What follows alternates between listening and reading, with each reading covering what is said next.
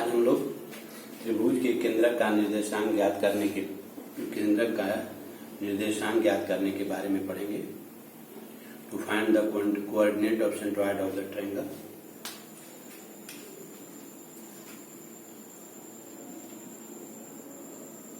To find the coordinate geometry में ही ये सेक्शन फार्मूला से रिलेटेड है। To find the coordinate of the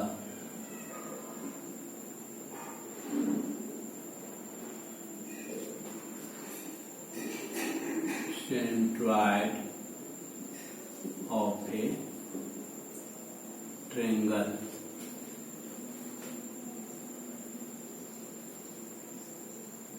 एक त्रिभुज के केंद्रक का निर्देशांक ज्ञात करना। त्रिभुज के केंद्रक का निर्देशांक हम कैसे ज्ञात करेंगे? पहले हम लोग ये जान लें कि केंद्रक होता क्या है। 9th क्लास में हम लोग पढ़ चुके हैं कि किसी भी ट्रायंगल के 4 सेंटर होते हैं। एक होता है सेंट्रॉइड, दूसरा होता है सर्कुम सेंटर, तीसरा होता है इन सेंटर और चौथा होता है ortho centre. Centroid intersecting common point of median, intersecting point of median. Median के इंटरसेक्टिंग पॉइंट को सेंट्रॉइड कहते हैं।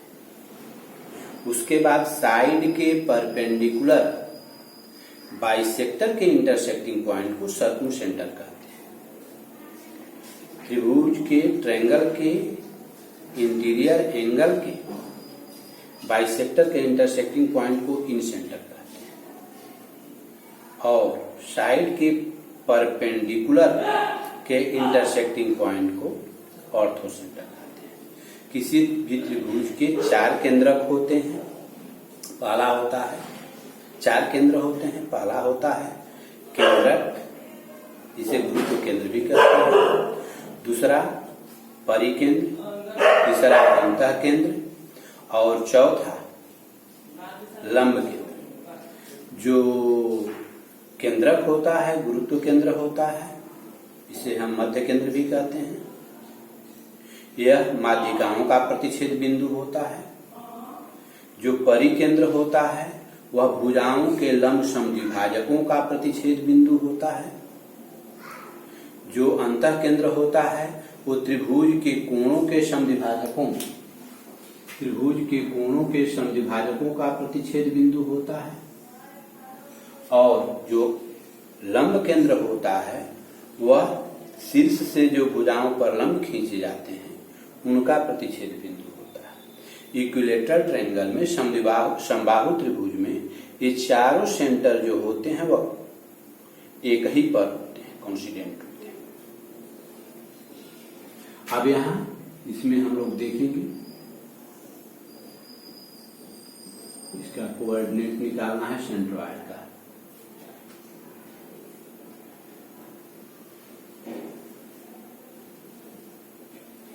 x1 y1 x2 y2, इसका हो गया x3 y3। मान लिया ABC एक त्रिभुज है जिसके शीर्षों के निर्देशांक क्रमशः x1 y1 x2 y2 x3 y3 हैं। AD माध्यिका है और G केंद्रक है। Suppose ABC is a triangle with coordinates of the vertices x1 y1, x2 y2 and x3 y3 respectively. AD is median and G is centroid. तो G का निर्देशांक ज्ञात करना है। To find coordinate of G.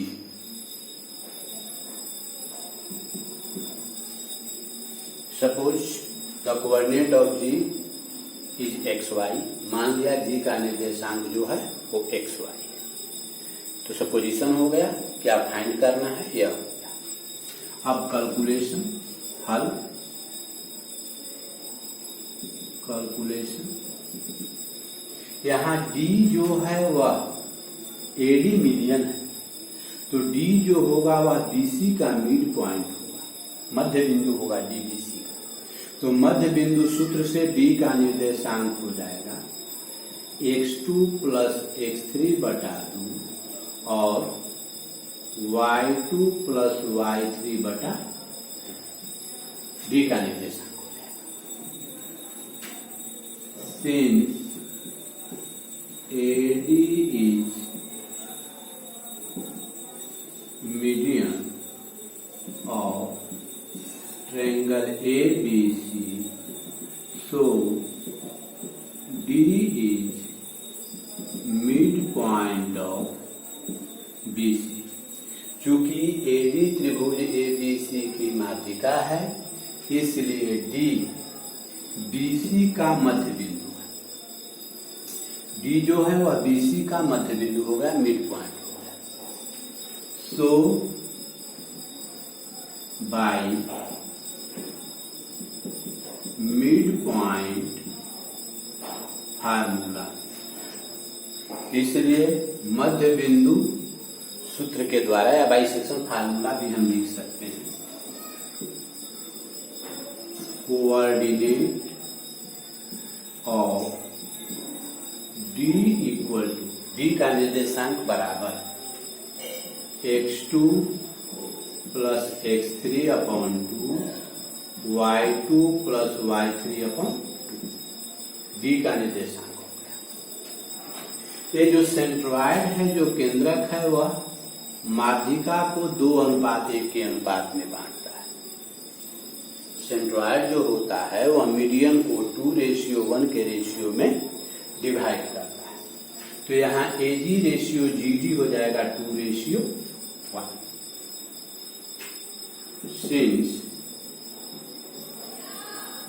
Ji is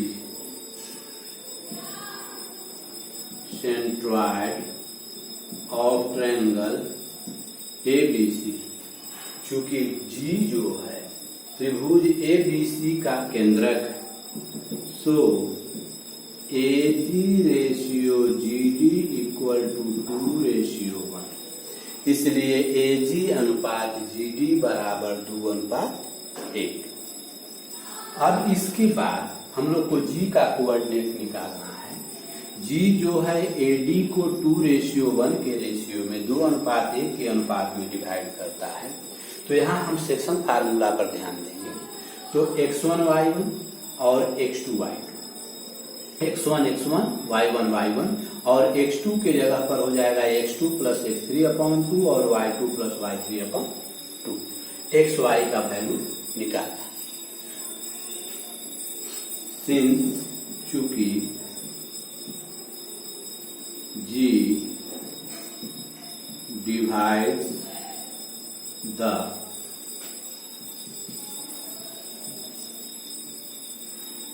line segment AB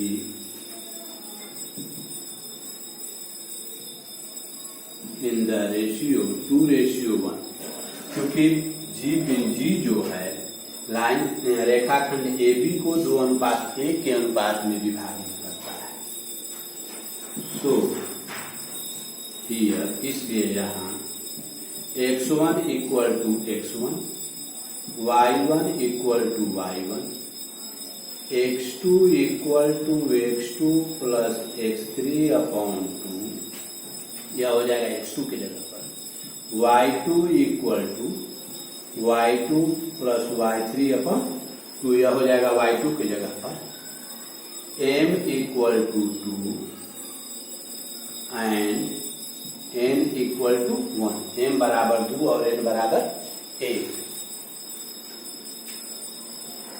so by section formula, इसलिए अनुपात सूत्र के द्वारा bisection formula.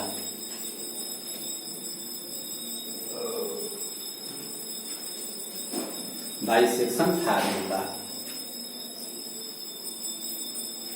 X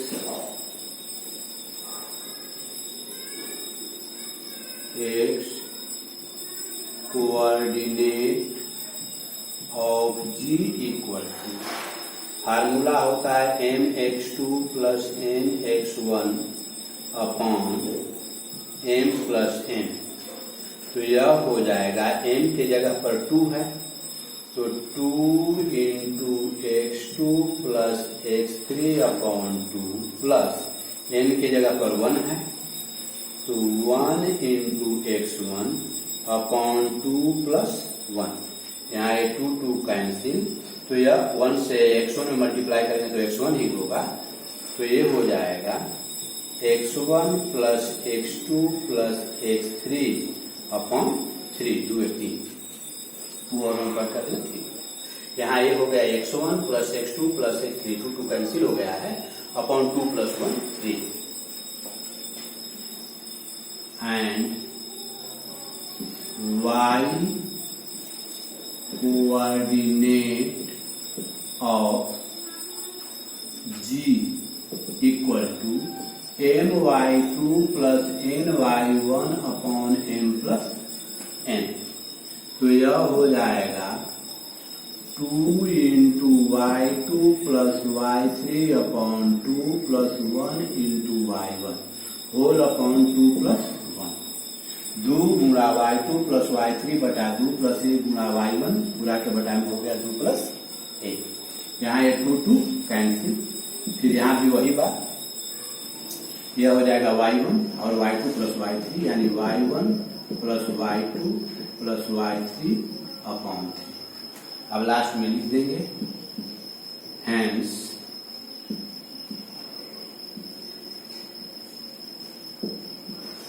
the coordinate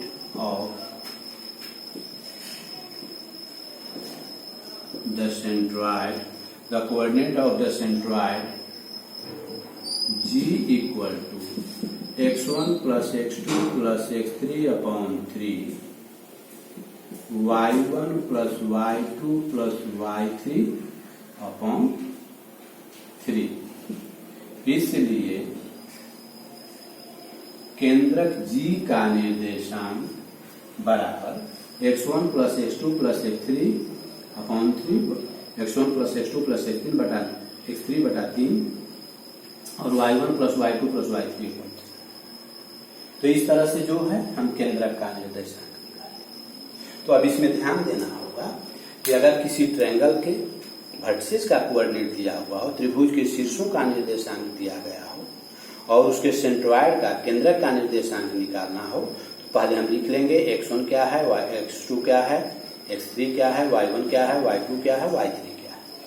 उसके बाद जो है इस फार्मूला का यूज करके केंद्रक का निर्देशांक निकाल देंगे x1 plus x2 plus x3 upon 3 y1 plus y2 plus y3 upon 3। एक चीज और, कभी कभी ऐसा होगा, इसमें ऐसे भी क्वेश्चन दिए जा सकते हैं कि जी का कोऑर्डिनेट दिया रहेगा और तीनों कोऑर्डिनेट में से कोई एक मिसिंग होगा, कोई एक अननोन होगा। तो उस कंडीशन में हम यही फार्मूला यूज करके x इक्वल टू लेकर के सोल्व करेंगे। x equal to x1 plus x2 plus x3 upon 3, जो मालूम रहेगा उसका वैल्यू पुट कर देंगे और सोल्व कर देंगे, जो अननोन होगा, जो नहीं मालूम होगा वह निकल जाएगा। उसी तरह से y equal to y1 plus y2 plus y3 upon 3 करके सोल्व करेंगे तो जो मालूम रहेगा उसका वैल्यू पुट कर देंगे, जो अननोन होगा, जो नहीं मालूम रहेगा वो निकल जाएगा। तो इस तरह से हम लोग पढ़ लिए कि किसी भी ट्रायंगल के सेंट्रॉइड का कोऑर्डिनेट हम कैसे निकालेंगे, किसी त्रिभुज के केंद्रक का निर्देशांक कैसे निकालेंगे।